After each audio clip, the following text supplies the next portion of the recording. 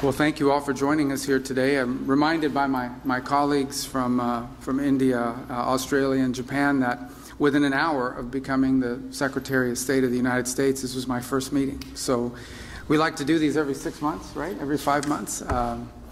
But we're honored to host them here today in this very important partnership that has developed over the years and that I think has really taken wing in the last few months, and we want to continue to build on. These are very important countries. These are very important strategic partners and allies of the United States, and together we have a lot of shared priorities, a lot of things we care about in the world. I think there are many global problems, but also problems that we face in our respective countries that can be solved by us cooperating together.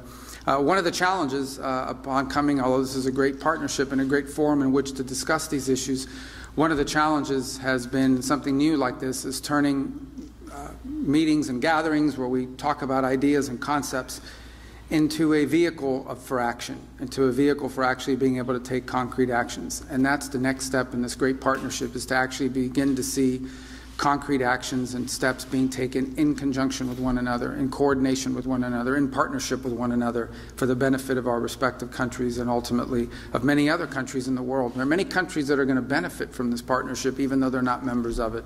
And it's not simply a security matter. It's largely, in many cases, about economic development. In fact, later today we'll be hosting here in this building a number of companies. I think over 30 or 40 companies was the last count.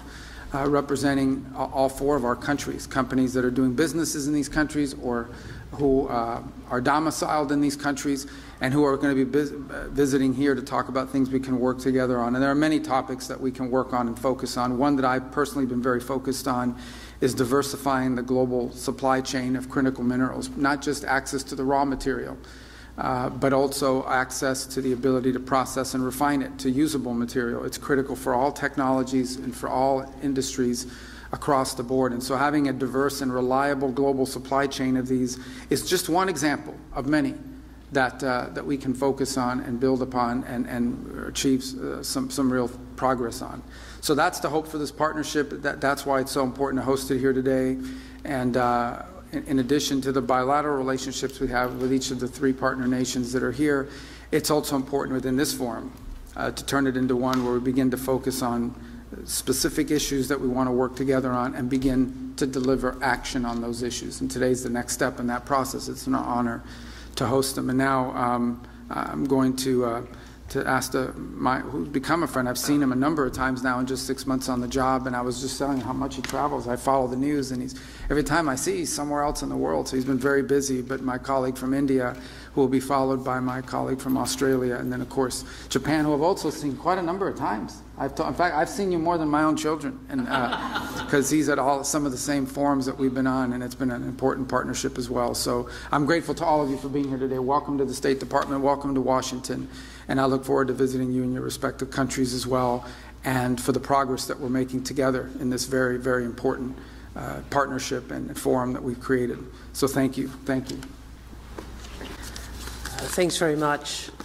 It's really wonderful to be back here in Washington. It was such an honour to be be invited to attend the inauguration of President Trump in January and to attend it with my colleagues from India and Japan. And Secretary Rubio, it was indeed your first few hours of being the Secretary of State. It was such an honour to meet with you, and I look forward.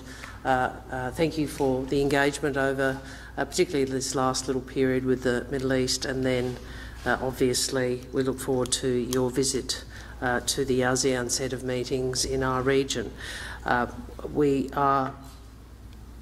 understand how important this partnership is. It is such an important partnership for the world. It's such an important partnership for our region. It's such an important partnership for the countries represented.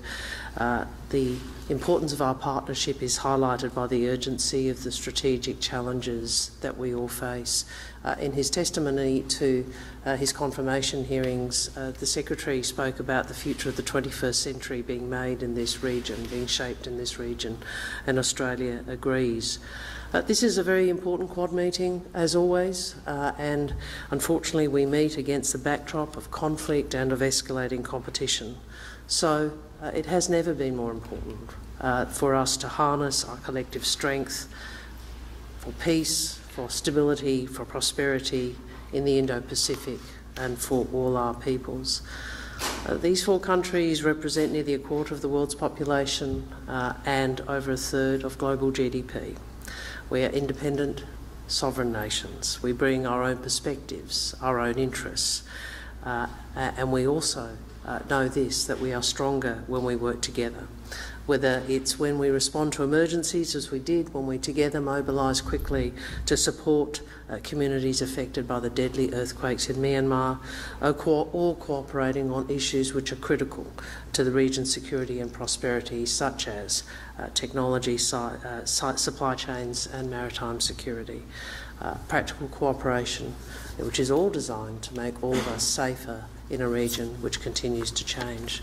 I'm very grateful to be hosted again by the Secretary for this, our second Quad meeting in 6 months, and I look forward to the discussion today. Thank you.